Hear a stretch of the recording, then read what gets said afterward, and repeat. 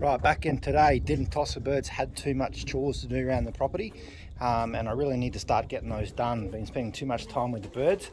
I just noticed one bird come back from the ones we lost yesterday, and looks like he's got a bit of damage on him, so still missing tiger grizzle. That's the actual first one to come back. We're still missing quite a few birds, actually. I'd probably say 5 or 6, and looks like he's got definitely got a bit of damage on there, so we'll have a look.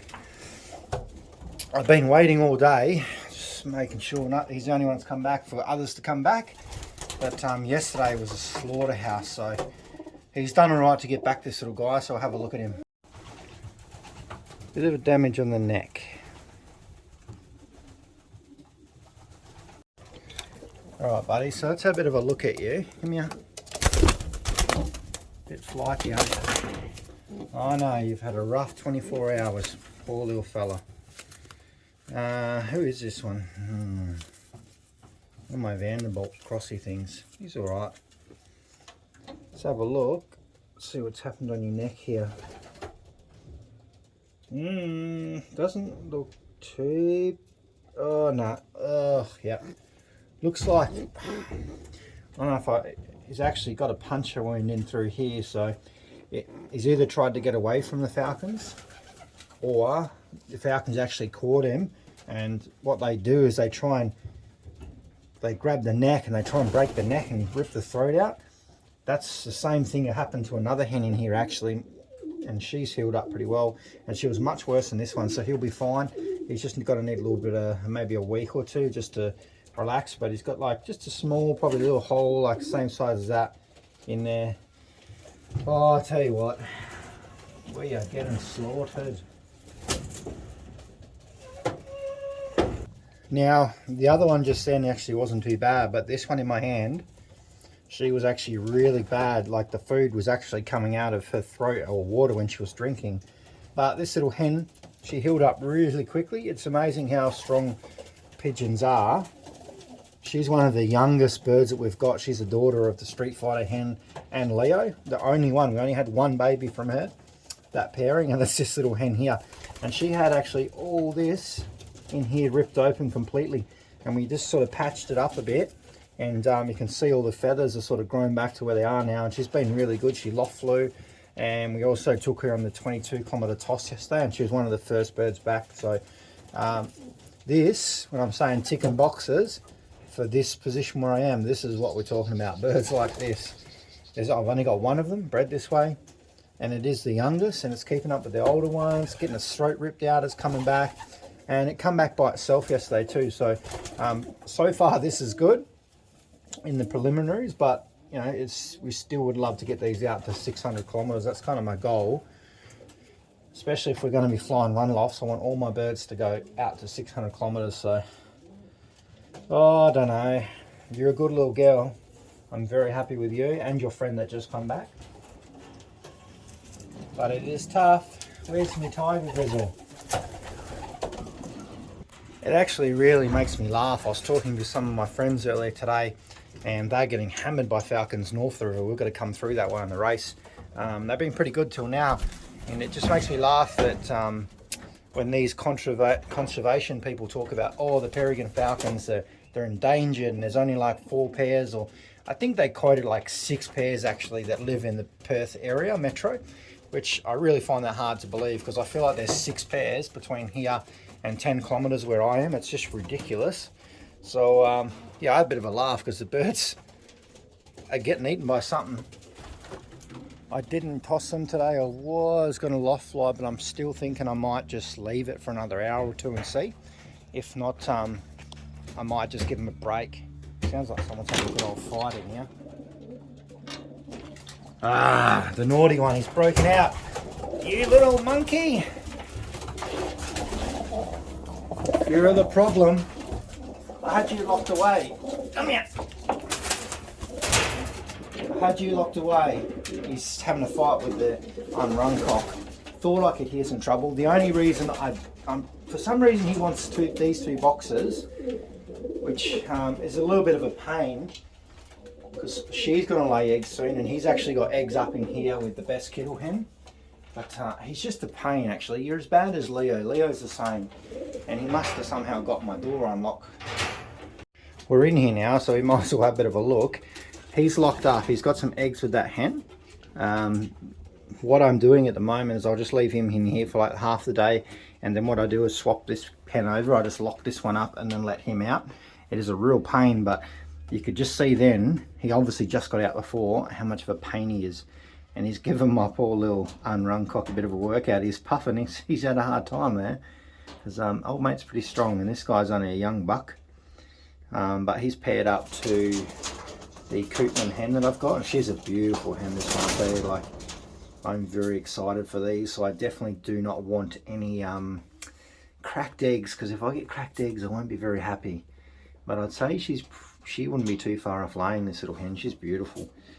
She was one of the ones that was gifted us by Jason. Same person who gave us Apache in that as well. Beautiful pigeons.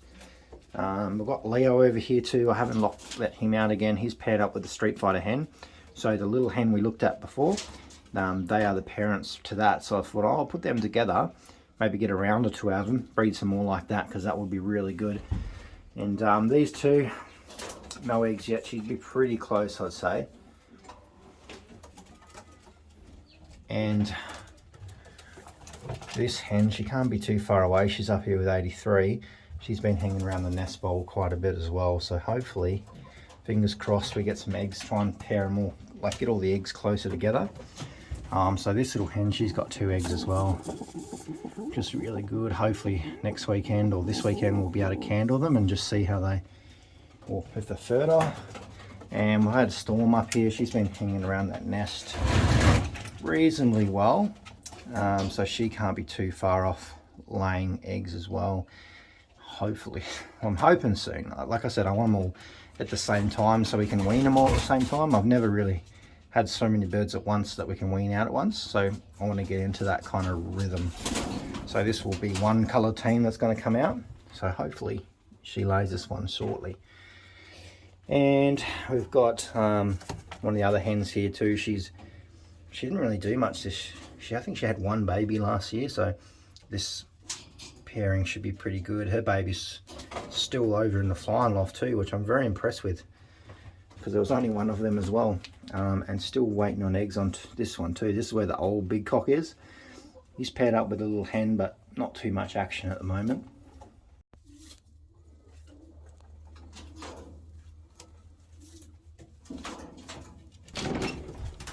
So not too much going on in there at the moment. We're just trying to get all those pairs down in eggs. I just put a pair in here before. I don't know how well they're going to go.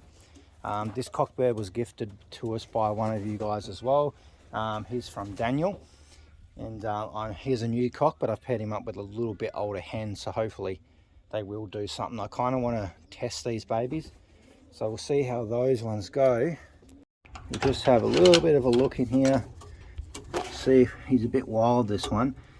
See if that hen will go down. They're not paired up yet at the moment. He's a bit too rough for her. You'll see. But given time, they should be pretty fine. That's why this little perch is good, because she can get up there out of the way. He's, you know, he needs to learn how to look after ladies a bit better, but he'll get there. At least these little boxes, they will pair pretty quickly.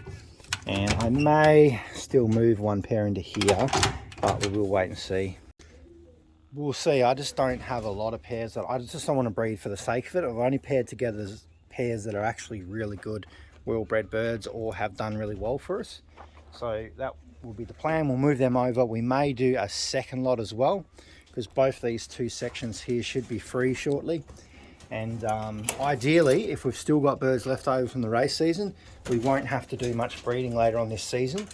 And the good thing about that is, because I want to enter a bigger 1 loft team this year, so the good thing about that is I will have a whole bunch of birds we'll be able to breed with, and we won't be interfering with like the normal breeding season, because we've already bred out our team in here, so it will be pretty good. The problem this season was I was trying to breed my race team and I couldn't line up the pairs that I wanted to send to the 1 loft team, so I kind of compromised a bit, entered birds that I wasn't 100% happy with. So hopefully this year will be a different story.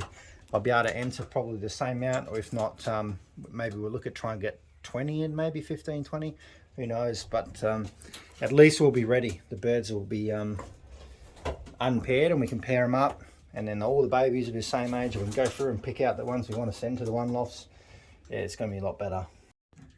This is another hen that I do want to use. I've only bred 2 rounds off her, and I've showed you in the videos before. She's the one that went to, the babies went to the one loft races, but she's a beautiful little hen, so I've brought her across. She was loft flying, and basically what I'm doing with this section now, you'll see there's some birds in here. There hasn't been birds in here, but in this section we've got her. She can loft fly. I just want to hold, she's ideally a hen will be breeding off later on. We've got another hen down here, but then we've obviously got a few birds that are injured. So that little cock down there, he was the one who will come home ripped up. We've got another one up here, one of Frank's birds, Hop Auctions, who's pretty much got no wing feathers because I don't know how he made it back, but the falcons definitely stripped the feathers out of him. So most of these birds in here are just going to be birds we'll be racing next season, because obviously they're too far injured, or there's just a couple of young ones in here as well, which are like, I think it's the Reynard Bonsals I've got up here, which are still squeaking a bit. So been trap trained them a little bit. I was considering selling 1 or 2 of these, but we'll see how we go. There's another one, they're nestmates, beautiful little pigeons. And then we've got some of the best Kittle ones here as well, which is molting out pretty heavily. That's actually the brother and sister right there. So brother's on the right and the sister is on the other side. So these are actually really beautiful pigeons. The best ones I've bred actually are the best Kittle crosses. Hopefully they do well. I was thinking about selling one as a fixed price just to help pay for a clock, but I'm not sure if I'm there yet. They're actually really nice pigeons. I was hoping maybe we could just, let them mature out a bit and then try and race them next year. But we'll see how we go with that. And there's Frank's bird. He's looking all right. You can see there's a few feathers starting to grow back too, which is really good. But he's definitely out for the season, so he'll have to race next year, which is, it's a bit sad, but it is what it is, unfortunately. Falcons are really not giving us no break really, so I think next year we'll have to change things up a little bit. And I reckon next year we might have to try and leapfrog out of this area where I am as fast as possible. So instead of sort of sitting around that 10-20 kilometre marks, we do 1 or 2 tosses at that and then keep going out. We need, and right out to into the freeway out to like 100 kilometres. And then trying to shut it completely down for the season, because I feel like some of the problem is that we're spending too much time in this 20-kilometre radius. This 20-kilometre radius is just disastrous. It was pretty bad last year, and I feel like it's just as bad this year. You can see by the weekend's toss, we probably, at this point, it's over 24 hours and we're still missing, I'd say 5 birds. It's like the Thai grizzle and a few other blue bars and checkers as well that are probably missing.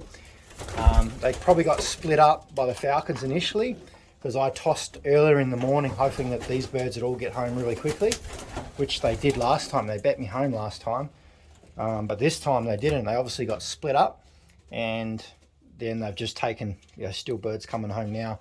So I feel like the Federation birds come through like an hour or 2 later, and maybe they just got mixed up with them. I'm hoping maybe 1 or 2 might get reported, but I don't have any luck with people reporting my birds. Especially if they get a nice Thai grizzle, maybe they might keep that one. So, but that's probably in the falcon's belly now, which is sad because I do enjoy the colours, but they just don't last. The only 2 colours that we've got left now, I don't count the blacks or mealies as colours, because but we've got the recessive red and speedy blue down the back. So couple hours yet before you guys get a feed, because I might want to fly yours, but I'll see you guys in the next video. Hopefully tomorrow I've got better news for you. Hopefully there's some more birds sitting in there when I get home from work. Fingers crossed. Okay. You're a beautiful pigeon, aren't you?